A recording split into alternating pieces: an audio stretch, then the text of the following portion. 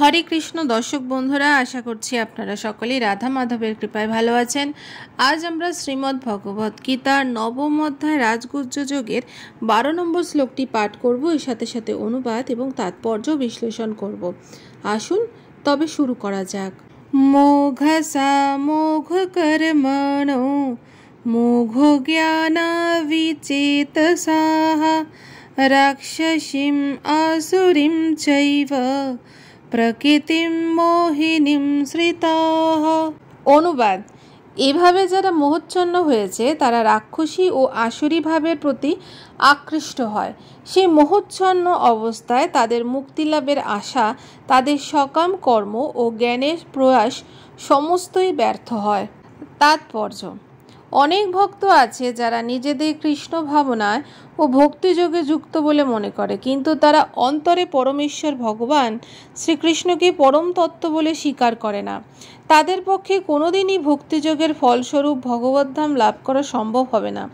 তেমনি যারা সকম পুণ্যকর্মে নিয়োজিত এবং যারা পরিশেষে এই জড়বন্ধন থেকে মুক্তিলাভের আশা করছে, তারাও পরমেশ্বর ভগবান শ্রীকৃষ্ণকে অবজ্ঞা করার জন্য কোনোটিতেই সফল হবে না।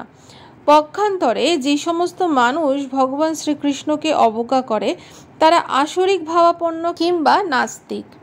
ভগবদ্গীতার 7ম অধ্যায় তাই বলা হয়েছে যে এই ধরনের আসরিক ভাবাপন্ন দুষ্ট লোকেরা কখনোই ভগবান শ্রীকৃষ্ণের শরণাগত হয় না।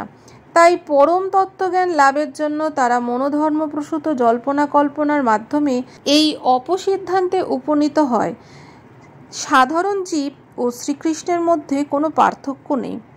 এই ভ্রান্ত ধারণার বশবর্তী হয়ে তারা মনে করে যে তাদের মনুষ্য দেহ এখন মায়ার দ্বারা আবৃত হয়ে আছে, কিন্তু যখনই সে তার দেহ থেকে মুক্ত হবে তখন তার ও ঈশ্বরের মধ্যে কোনো পার্থক্য থাকবে না।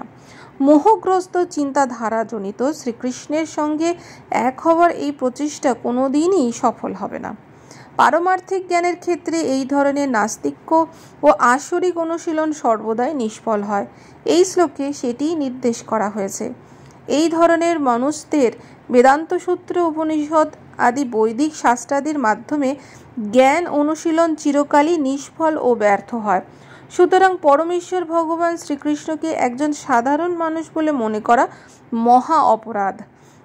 যারা তা করে তারা অবশ্যই বিভ্রান্ত, কারণ তারা ভগবান শ্রীকৃষ্ণের শাশ্বত রূপ হৃদয়গম করতে পারে না। বৃহৎ বিষ্ণু স্মৃতিতে স্পষ্টভাবে বলা হয়েছে, ইয়ো বেত্তি ভৌতিকম দেহম কৃষ্ণস্য পরমাত্মনঃ স সর্বস্মৎ বহিষ্কার্যঃ শ্রৌতস্মার্ত বিধানতঃ মুখম তস্য বলক্যপি সচলম স্নানমাচরেৎ।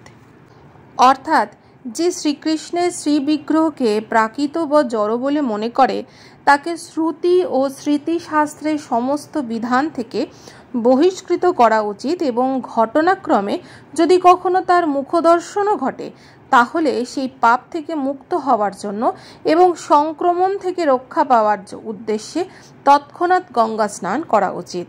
পরমেশ্বর ভগবান শ্রীকৃষ্ণকে তারাই অবজ্ঞা করে যারা তার প্রতি ঈর্ষাপরায়ণ, জন্ম জন্মান্তর ধরে নিশ্চিতভাবে বারবার আসরিক ও নিরেশ্বরবাদী জনিতে জন্মগ্রহণ করার তাদের নিয়তি।